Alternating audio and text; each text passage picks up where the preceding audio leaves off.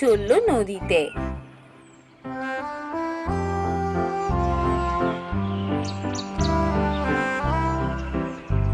কিন্তু সেদিন সে ভালো মাছ পেল না। না, আজ আর মনে হচ্ছে জালে মাছ উঠবে না।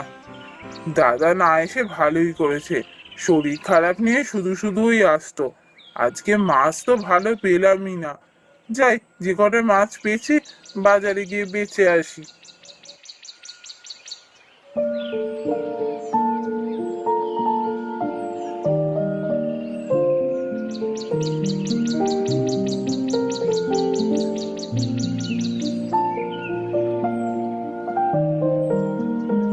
কি রে শ্যাম, আজ এ কটা টাকা কেন? আসলে দাদা জানো তো, আজকে জালে একদম মাছ ওঠেনি, তাই যে কটা মাছ উঠেছিল সে কটা বেচে